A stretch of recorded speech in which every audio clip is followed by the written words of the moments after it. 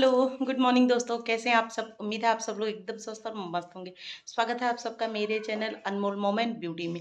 आज है नाग पंचमी, तो आप सबको नाग पंचमी की ढेर सारी शुभकामनाएं। मैं नहा धो के रेडी हो चुकी हूँ, मैं जा रही हूँ मंदिर। मंदिर तो नहीं आप लोगों को लेके जाऊंगी, लेकिन घर आज है रुद्राभिषेक। तो रुद्राभिषेक की पूजा होगी, वो सारी वीडियो मैं आप लोगों को दिखाऊंगी। काफ़ी हद तक तैयारी हो चुकी है, बेड वगैरह मैंने चेंज कर दिया है। मतलब 2-3 दिन से हम लोग बहुत मेहनत कर रहे हैं, बहुत काम कर रहे हैं। अरे ये पूजा अनमोल के लिए है और अनमोल ही इसकी पूजा करेगा, इसलिए इसको बिठा रखा है। अभी तक कुछ खाने को नहीं दिया है। और मैं नहा धो के रेडी हो चुकी हूँ, घर का सारा काम, झाड़ू पोछा बर्तन, नहाना पूजा हो गया। अब मैं जा रही हूँ मंदिर। मंदिर से लौट के आऊँगी और उसके बाद मैं पुजारी जी को फ़ोन करूँगी। पुजारी जी घर पे आएंगे और पूजा शुरू होगी। तो सारी वीडियो पूजा वाली आप लोगों को दिखाऊंगी। तो एक बार फिर से आप सबको हैप्पी नाग पंचमी। तो ये बर्फ़ी बनाई थी मैंने कल शाम को, और मैंने इसको थाली में फैला के छोड़ दिया था। घर पे ही बनाया था क्योंकि पंडित जी ने 1 किलो शुद्ध मिठाई मांगी थी। तो मुझे नहीं लगा कि मैं घर पे जितनी अच्छी बना सकती हूँ इतनी अच्छी मार्केट में मिलेगी। ये सोच के मैंने 2 किलो दूध, आधा किलो चीनी डाल के, इलायची वगैरह डाल के घर में खूब अच्छी सी बर्फ़ी बना ली थी। और अब मैं इसको सुबह काट रही हूँ। रात को 11:30 बजे मैं इसको बनाने के बाद तब मैं नहाई हूँ, उसके बाद मैं सोई हूँ। तो आप सोच सकते हैं। और ये तो होगी बर्फ़ी की तैयारी। अब मैं आपको पूजा का सारा सामान दिखा देती हूँ। ये है अमरूद, और ये ढेर सारा फूल, धतूरा, भांग, आकटिक पत्ता, दूबा, सनीम का पौधा मतलब फूल, बेलपत्र, केले, और क्या है, रुई, चंदन, काला तिल, चावल, पंचमेवा, और उसके बाद साबुत नारियल, नाल, इलायची, लौंग, 5 सुपारी, और भी इत्र, और ये नाग नागिन का जोड़ा। ये सबसे ज़्यादा ज़रूरी, ये चांदी के हैं। ये नाग और नागिन का जोड़ा है। तो ये रुद्राक्ष की पूजा में चाहिए चाहिए। और ये सफ़ेद कपड़ा, ये नवग्रह हवन की मतलब सारी सामग्री, ये खांड है, और नारियल, साबुत चावल, ये रुद्राक्ष की माला, ये भी लेके आए हैं। मतलब सब कुछ जितना भी पंडित जी ने लिखा था, बहुत लंबी लिस्ट लिखी थी। ये घी है, गाय का घी मांगा था, आधा किलो घी। और उसके बाद ये मांगा था शहद, और भी चीज़ें हैं, मतलब दूध, दही, ये सब मैंने फ्रिज में रखा है वरना ख़राब हो जाएंगे। ये सब मैंने बाहर नहीं निकाला। और गंगा जल मांगा था, गंगा जल भी, मतलब जितना भी उन्होंने कहा था उतना सब कर दिया है।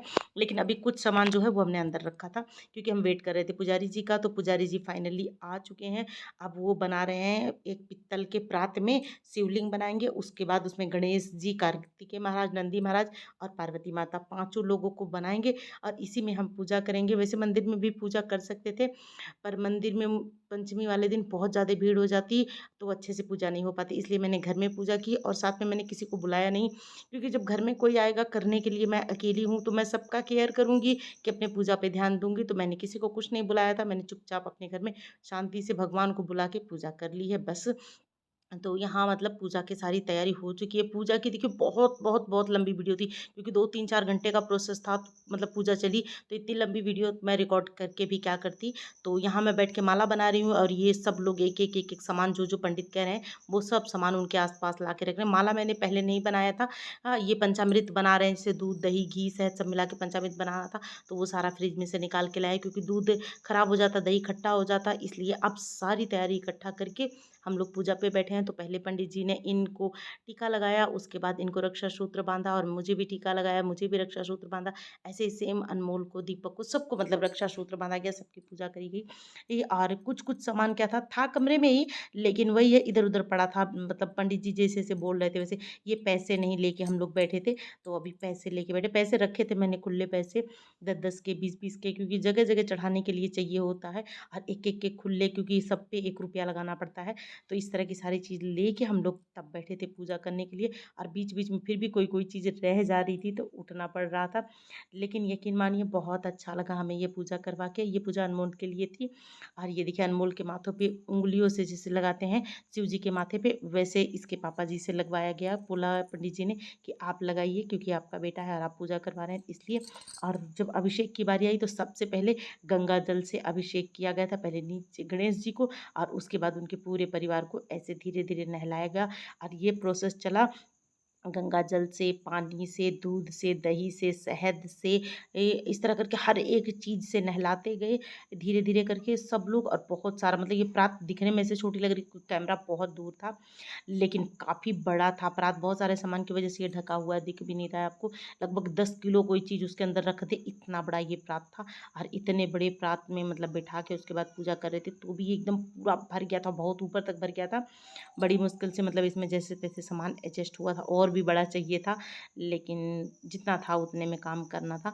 तो यहाँ पूजा शुरू हो चुकी थी और ये नारियल लिया है पंडित जी ने, इसमें नाग नागिन का जोड़ा नारियल में बांध दिया है उन्होंने, नाल से जो रक्षा सूत्र होता है उससे बांध दिया है। और अनमोल के हाथ में रख के काफ़ी देर तक उन्होंने मंत्र उच्चारण किए थे, पूजा करवाई थी और बहुत देर तक ये चला। उसके बाद इनसे कहा कि मतलब आप इसके हाथ से लेके इसके सिर से 7 बार वार के और उसके बाद वापस यहाँ चढ़ा दो। तो ये उठ के उसको मतलब ऐसे 7 बार वारते हैं इसके सिर से और उसके बाद उसमें रख देते हैं।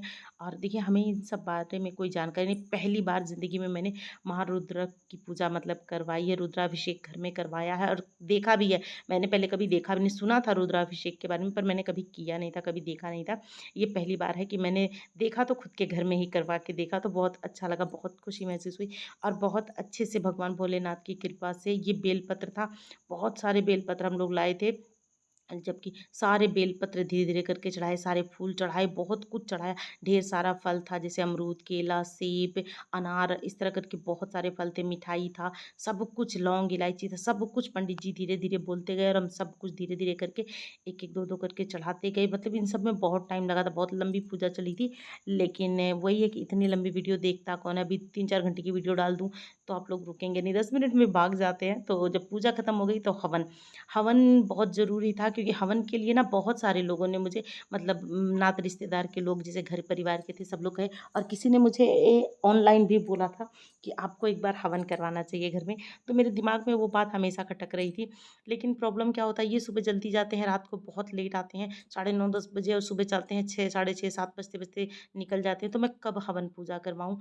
और थोड़े ही दिन बीते, 1 हफ्ता 10 दिन ही बीता था कि इनके पैर में चोट लग गई, फिर तो जैसे मेरी दुनिया ही हिल गई थी। तो मुझे हवन पूजा कुछ समझ में नहीं आ रहा था क्या करूँ क्या नहीं। अब भगवान की कृपा से सब ठीक है, इनका पैर भी ठीक है, हमारा काम भी अच्छा चला है, घर में भी हम लोग बहुत अच्छे से सेट हो गए हैं। तो हमने हवन पूजा और महारुद्राभिषेक सब कुछ एक साथ रख दिया और सब कुछ बहुत अच्छे से हंसी खुशी सब कुछ संपन्न हो गया।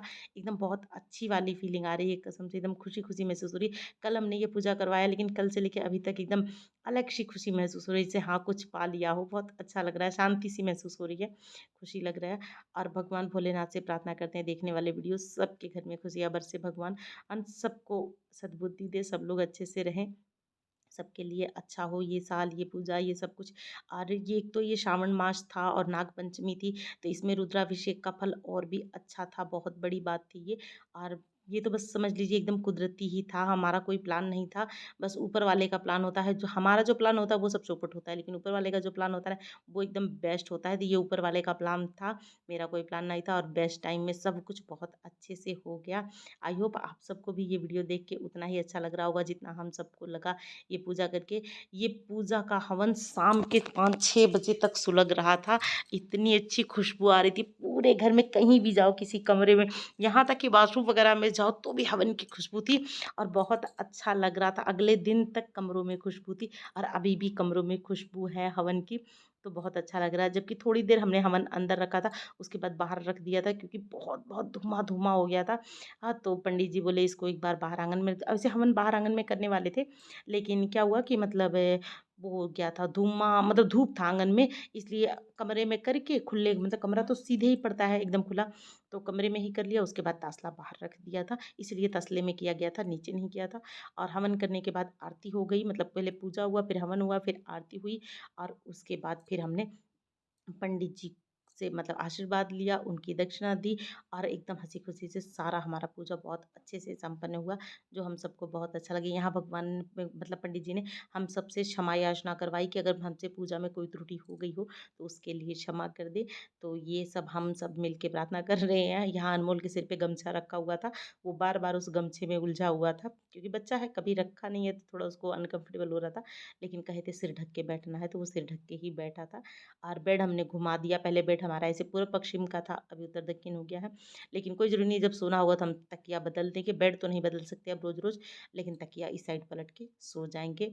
तो अभी बेड अच्छा हो गया है और कमरे में खूब खुली-खुली जगह हो गई थी, बड़ा है कमरा, वैसे भी बड़ा है पर जगह अच्छी हो गई थी। ये हम सबके ऊपर जो प्रार्थना हमने की थी उसे स्वीकार करके भगवान का गंगा जल हम सब पे छिड़काया पुजारी जी ने, और बहुत अच्छे से पूजा करवाई है। और पूजा करने के बाद मैंने पुजारी जी को दक्षिणा दे के उनका पैर छू के उनको भेज दिया। उसके बाद मैंने इनका पैर छुआ तो ये बहुत खुश हो के मेरी पीठ थपथपा रहे थे, तो आशीर्वाद भी दे रहे थे मुझे। बोले हाँ, साल में 1 आधे बार मौका मिलता है तो एकदम हवा में उड़ने लगते हैं आप तो।